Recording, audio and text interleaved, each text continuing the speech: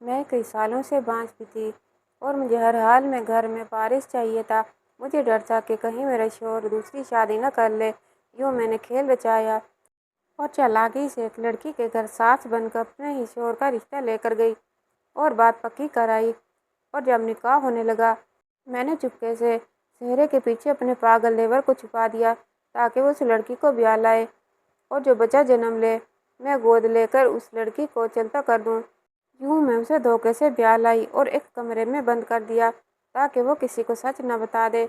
جس دن اس نے بچہ جنم دیا تو میں بہت خوش ہوئی اور جو ہی اس بچے کو گود میں اٹھانے لگی تو اس پر نظر پڑتے ہی ہوش فنا ہو گئے، کیونکہ وہ تو میرے ہی شوہر۔ میرا نام آسیہ ہے اور میری شادی گاؤں کے ایک بہت ہی ذمہ دار سے ہوئی تھی۔ میں پاس والے گاؤں کی سب سے خوبصورت لڑکی تھی اور امیر باپ کی اکلوتی بیٹی تھی۔ میں نے اپنے والدین کے گھر میں حکمرانی کی تھی۔ اکلوتی بیٹی ہونے کی بنا پر کسی شادی میں چودھری اچھفند کے سب سے بڑے بیٹے نثار کی نظر مجھ پر پڑی تو پلٹنا بھول گئی۔ انہوں نے مجھے پسند کر لیا اور فوراً میرے گھر رشتہ بھیج دیا۔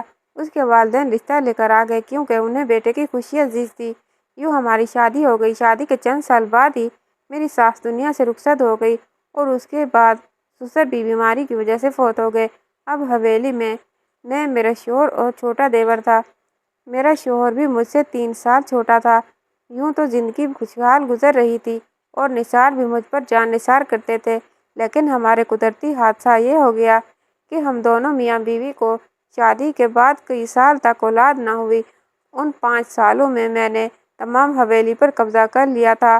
میرا رعب اور دبدبہ اس حویلی کے مردوں سے بھی زیادہ تھا، کیونکہ میرے شوہر بہت ہی سادہ قسم کے انسان تھے اور مکمل طور پر میرے قابو میں تھے۔ میں جیسا کہتی وہ ویسا ہی کرتے تھے۔ مجھے شروع میں کوئی خوف نہیں تھا، لیکن جیسے جیسے وقت گزرتا گیا میرے اندر ایک خوف بیٹھ گیا، یہاں تک کہ میری شادی کو 12 سال ہو گئے۔ میں اپنی اولاد کی وجہ سے بہت پریشان تھی۔ کون سا ایسا پیر فقیر تھا جس سے میں نے دعا نہ لی ہو؟ جس بڑے ڈاکٹر کی سنتی وہاں بھاگی بھاگی چلی جاتی۔ ڈاکٹر بھی بتا دیتے کہ میرے اندر ایک بہت بڑا مسئلہ ہے جس کی وجہ سے کبھی اولاد نہیں ہو سکتی۔ یہ سن کر میں مزید پریشان ہوتی چلی گئی اور مجھے یہ خوف لاحق ہو گیا کہیں میرا شوہر دوسری شادی نہ کر لے۔ حویلی بہت بڑی تھی اور میرے سسرال کی بہت زیادہ جائیداد تھی، زمینیں تھیں۔ اس حویلی کو وارث چاہیے تھا جو کہ میں نہیں دے سکتی تھی اور میرا دیور نیم پاگل تھا، اس سے بھی اولاد کی امید نہیں لگائی جا سکتی تھی۔ اب میرے سامنے میرے شوہر کے تمام رشتہ دار میرے سامنے یہی راگ الاپتے تھے کہ حویلی کے وارث چاہیے۔ چونکہ میرا رعب اور دبدبہ بہت زیادہ تھا، خاص کر اپنے شوہر پر، وہ مجھ سے ڈرتے بھی تھے اور مجھ سے محبت بھی کرتے تھے کیونکہ ان کی اپنی پسند کی شادی تھی، لیکن وقت کے ساتھ ساتھ مجھے محسوس ہو رہا تھا کہ ان کی محبت میں کمی آنے لگی ہے۔ مجھے یہ خوف تھا کہ لوگ انہیں میرے خلاف نہ کر دیں، کیونکہ اولاد نہ ہونے کی وجہ سے میری پوزیشن اب کافی کمزور ہو چکی تھی۔ سوتن کی ایک تلوار میرے سر پر ہر وقت لٹکتی رہتی تھی۔ مجھے ڈراؤنے خواب آتے تھے۔ ہر دوسرے دن مجھے خواب نظر آتا تھا کہ میرا شوہر ہاتھ پکڑ کر کسی لڑکی کو حویلی میں لے کر آ رہا ہے اور مجھ سے کہہ رہا ہے کہ یہ میری دوسری بیوی ہے، یہ مجھے وارث دے گی۔ اس خوفناک خوابوں نے میرا دل دہلا کے رکھ دیا تھا۔ وہ حویلی سے باہر جاتے تھے تو مجھے معلوم بھی نہیں ہوتا تھا کہ کہاں جاتے ہیں اور کن دوستوں کے ساتھ اٹھتے بیٹھتے ہیں، لیکن مجھے یہ بات سمجھ آ گئی تھی کہ ان کے دوست انہیں وارث کی پٹیاں پڑھا رہے تھے۔ ہر کسی کی نظر میرے شوہر پر تھی کیونکہ وہ بہت بڑے ذمہ دار تھے اور ہر کوئی چاہتا تھا کہ ان کی بہن بیٹی کو جگہ ملے اور وہ بھی عیش کی زندگی گزارے۔ میں کسی صورت میں اپنی جگہ کسی کو نہیں دینا چاہتی تھی۔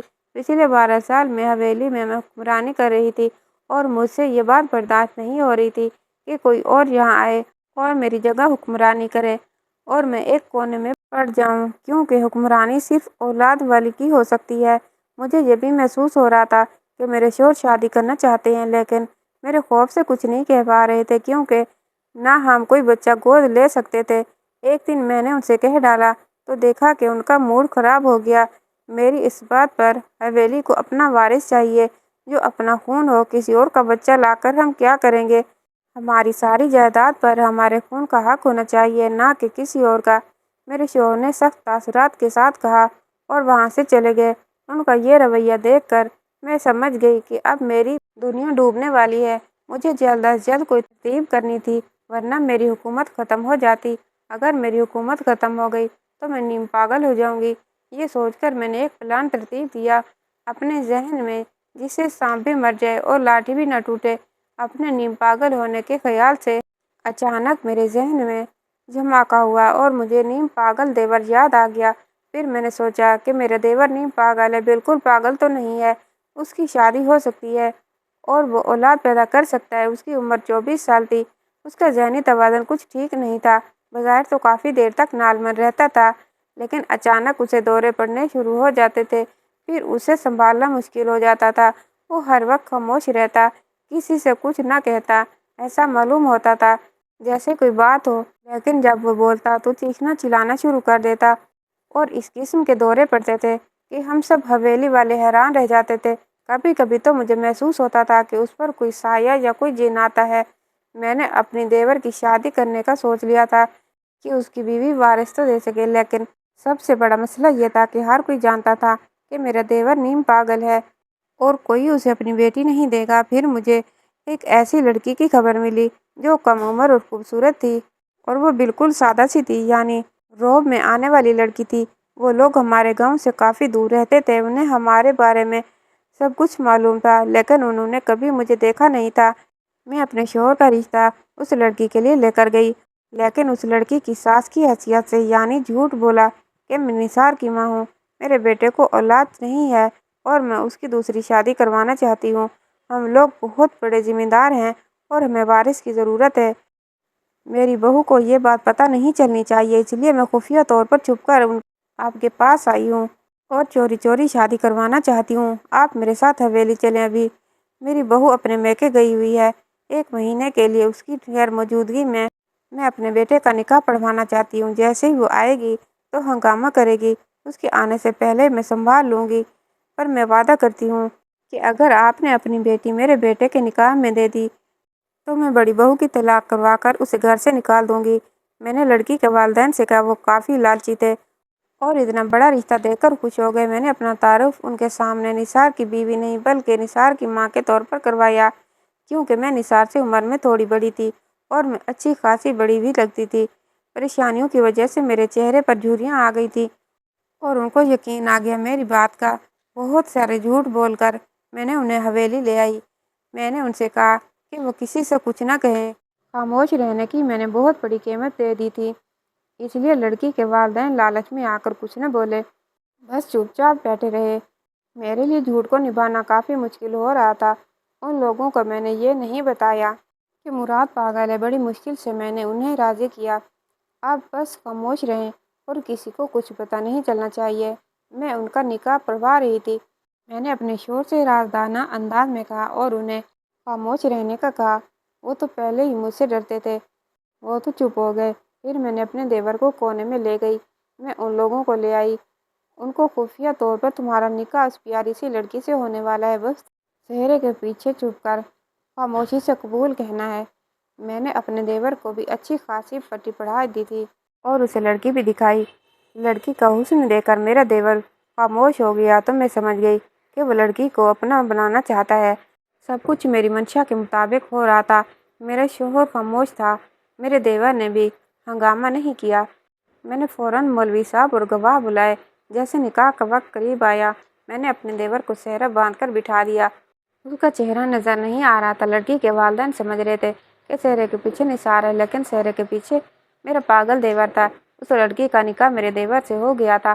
میں نے کہا فوراً اس لڑکی کے والدین کو چلتا کیا اور چوکیدار سے کہا کہ آئندہ یہ دونوں یہاں پر نہیں آنے چاہیے، اور اگر یہ دونوں حویلی میں آنا بھی چاہیں تو انہیں دھکے دے کر باہر نکال دیجیے گا۔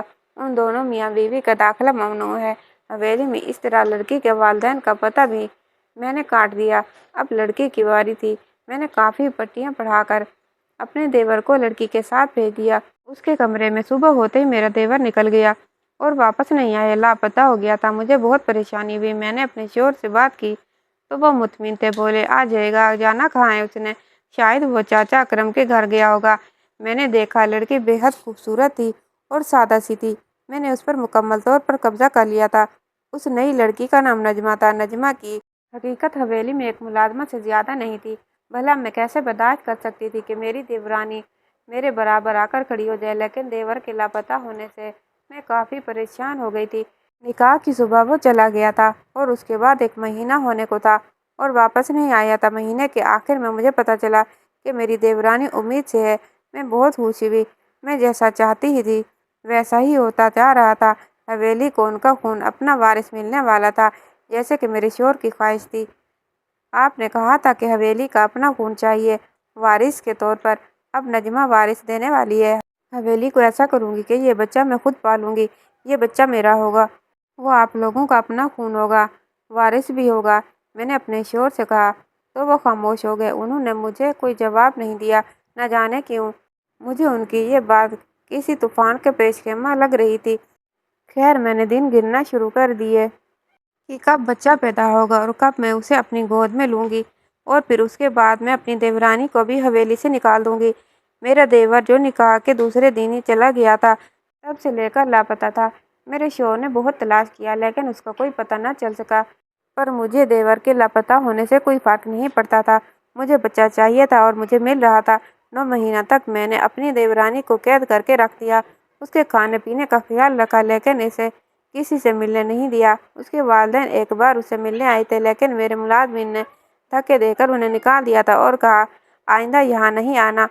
پھر وہ دن آ گیا جب میں انتظار کی گھڑیاں ختم ہوئی اور میرے دیور کا بیٹا دنیا میں آیا تو میں خاموشی سے پھولے نہ سما رہی تھی کیونکہ میری گود ہری ہو گئی تھی۔ میں نے فوراً بچہ چھین لیا اپنی دیورانی سے اور اسے قید کر دیا اور ملازمہ کا پہرا لگا دیا کہ یہ بھاگنے نہ پائے کیونکہ اس نے ابھی بچے کو دودھ پلانا تھا۔ لیکن بات میں نے محسوس کی تھی کہ مجھ سے زیادہ میرے شوہر خوش ہوئے تھے اس بچے کی پیدائش پر۔ وہ سارا دن چھوٹو کو گود میں اٹھائے رکھتے تھے، اس سے باتیں کرتے تھے اور میں حیران ہوتی تھی۔ میں خوش اور مطمئن تھی کہ چلو میرے شوہر نے چھوٹو کو اپنا بیٹا مان لیا ہے اور ہماری زندگی مکمل ہو گئی ہے۔ چھوٹو ہر وقت میرے پاس رہتا تھا لیکن دودھ کی وجہ سے مجھے اسے نجمہ کو دینا پڑتا تھا۔ مجبوری میں نجمہ اپنے بچے کے لیے ترستی رہتی تھی لیکن میں نے اسے کہہ دیا تھا کہ اس بچے کے بارے میں سوچے بھی نہیں۔ پھر ایک دن مجھے خیال آیا کہ کیوں نہ میں چھوٹو کو ڈبے والا دودھ دوں اور نجمہ کو چلتا کروں۔ یہاں سے میں نے ڈاکٹر سے مشورہ کر کے چھوٹو کے لیے ڈبے والا دودھ شروع کیا اور اب نجمہ کی مجھے کوئی ضرورت نہیں تھی۔ چل اب نکل، کل سے یہاں تیری کوئی ضرورت نہیں ہے اور آئندہ اپنی شکل نہ دکھانا۔ میں نجمہ کو گھسیٹتے ہوئے باہر کی طرف لے کر جا رہی تھی کہ اچانک میرے شوہر اندر داخل ہوئے اور انہوں نے یہ سب دیکھ لیا مگر مجھے ان کی پرواہ نہیں تھی۔ میں عرصہ دراز سے حویلی کے مکینوں کے ساتھ یہی سلوک کرتی آ رہی تھی اور میرے شوہر چپ چاپ خاموش تماشائی دیکھتے آ رہے تھے۔ یہ کیا کر رہی ہو آسیہ تم؟ زندگی میں پہلی بار میرے شوہر غصے سے دھاڑے تھے تو میں نے پھٹی پھٹی آنکھوں سے ان کی طرف دیکھا۔ آپ اس لڑکی کی وجہ سے مجھ پر چلا رہے ہیں، میں نے غصے سے کہا۔ تم اسے اس حویلی سے نہیں نکال سکتی کیونکہ یہ حویلی کے وارث کی ماں ہے، میرے شوہر نے چیختے ہوئے کہا۔ تو میں حیران ہو گئی، وہ آج پہلی بار اتنا چیخ کر مجھ سے بات کر رہے ہیں۔ حویلی کے وارث کی ماں میں ہوں، اب اس کی یہاں کوئی جگہ نہیں ہے، میں نے ان سے بھی زیادہ اونچی آواز میں کہا۔ تو ایسا لگ رہا تھا کہ حویلی کے در و دیوار میری آواز سے کانپنے لگے ہیں۔ یہ نہ صرف حویلی کے وارث کی ماں ہے بلکہ حویلی کے مالک کی بیوی ہے، شوہر نے غصے سے کہا۔ اس پاگل مراد کو آپ حویلی کا مالک کہہ رہے ہیں؟ حویلی کے مالک صرف آپ ہیں، میں نے جواب دیا۔ ہاں، حویلی کا مالک میں ہوں اور یہ میری بیوی ہے۔ اس دن اس کا نکاح مراد سے نہیں مجھ سے ہوا تھا۔ چہرے کے پیچھے مراد نہیں تھا بلکہ میں تھا، اور یہ بچہ جو پیدا ہوا ہے یہ میرا اپنا خون ہے، میرے شوہر نے کہا۔ تو اس انکشاف پر میں اتنی حیران ہوئی کہ زندگی میں کبھی نہ ہوئی تھی۔ میں ساری زندگی لوگوں کو دھوکہ دے رہی تھی اور اب میرے ساتھ ہی دھوکہ ہو گیا تھا۔ ایسا نہیں ہو سکتا، آپ جھوٹ بول رہے ہیں، میں نے سب کی طرف دیکھتے ہوئے کہا۔ تمام ملازمین مجھے دیکھ رہے تھے، مجھے ایسا محسوس ہو رہا تھا کہ میرے زوال کا وقت شروع ہونے والا ہے۔ حویلی کے ملازموں کی آنکھوں میں میری بربادی کی جو چمک تھی وہ میں صاف دیکھ سکتی تھی کیونکہ میں نے ان پر اتنے ظلم کیے تھے۔ یہ لو ہمارا نکاح نامہ۔ میرے شوہر کمرے میں گئے، نکاح نامہ لے آئے تو میں حیرت سے دیکھتی رہ گئی۔ اتنا بڑا دھوکہ کیا آپ نے میرے ساتھ، میں نے غصے سے شوہر سے کہا۔ تمہیں کیا لگتا ہے آسیہ کہ دھوکہ دینا صرف تمہیں آتا ہے؟ صرف تم ہی لوگوں کی زندگیوں کے ساتھ کھیل سکتی ہو، انہیں برباد کر سکتی ہو، انہیں تکلیف دے سکتی ہو لیکن تمہیں کوئی دھوکہ نہ دے۔ میرے شوہر اب تھوڑی نیچی آواز میں بول رہے تھے لیکن غصہ اس ٹائم بھی قائم تھا۔ اس معصوم لڑکی کی شادی तुम एक नीम पागल इंसान रिहा करवाना चाहती थी। जानती थी कि जब उसे दौरे पड़ते थे तो वो किसी का कत्ल भी कर सकता है। तुम इस लड़की की ज़िंदगी बर्बाद करने चली थी, लेकिन मुझे ये गवारा नहीं था। निकाह के वक्त मैंने मुराद को वहाँ से हटा दिया और सेहरा पहनकर खुद बैठ गया, और इस लड़की को निकाह मुझसे हो गया, और ये बच्चा मेरा अपना खून है।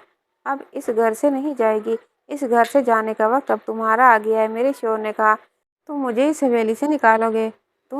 मैं अपने शोहर का गिरबान पकड़ने के लिए आगे बढ़ी तो किसी चीज़ से टकराई और शीशे की मेज़ पर मेरा सर लग गया, और उसके बाद मेरी आंखों के सामने अंधेरा छा गया और मुझे कुछ याद नहीं रहा मेरे साथ क्या हुआ है।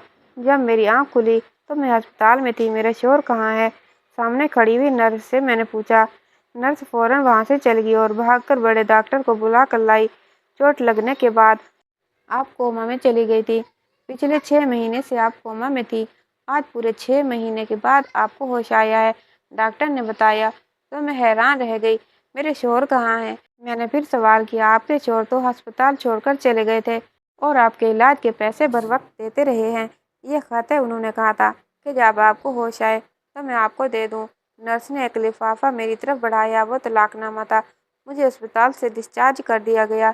मैं फौरन हवेली की तरफ गई। किसी तरह हवेली पहुंच गई। वहां जाकर मैंने देखा कि वो बच्चा जो पैदा हुआ था अब 6 महीने का हो चुका था। हवेली के लॉन में वो बच्चा झूले में पड़ा खेल रहा था, और मेरा शोहर और मेरी सौतन नजमा उसे देखकर खुश हो रहे थे। मेरा सब कुछ लूट चुका था। मेरा शोहर किसी और का हो चुका था। हवेली अब मेरी नहीं रही थी। सब खत्म। तुम यहाँ क्यों आई हो? चली जाओ यहाँ से। तुम्हारा अब यहाँ कोई काम नहीं है। मैंने तुम्हें तलाक दे दी है। तुम इस लायक थी। मेरे शोहर ने मुझे धक्के देकर घर से निकालना चाहा। मुझे यकीन नहीं आ रहा था कि निसार आप मुझे धक्का देकर निकाल रहे हैं। मैंने हैरत से कहा, तुम भी तो आसिया के वालिदैन को धक्के देकर यहाँ से निकाला था, याद है ना? लेकिन फिर भी मैंने उनको खुफिया मुलाकात करवाई थी। आसिया, तुम्हें पता ही नहीं चला। अब खुद को धक्के मिल रहे हैं तो बुरा लग रहा है। क्या सिर्फ तुम्हारी इज्जत नफ्स है, किसी और की नहीं है? चली जाओ यहाँ से। निसार ने कहकर मुझे निकाल दिया और मैं आज दर दर भटकती हूँ, भीख मांगकर गुजारा करती हूँ। सच कहते हैं, बुरे काम का बुरा अंजाम होता है। कहानी कैसी लगी कमेंट बॉक्स में राय का इजहार कीजिएगा, और कहानी को लाइक, और अगर चैनल पर नए हैं तो चैनल को सब्सक्राइब कीजिएगा। इंशाअल्लाह ताला अगली कहानी के साथ हाजिर होंगे। तब तक के लिए अल्लाह हाफिज़।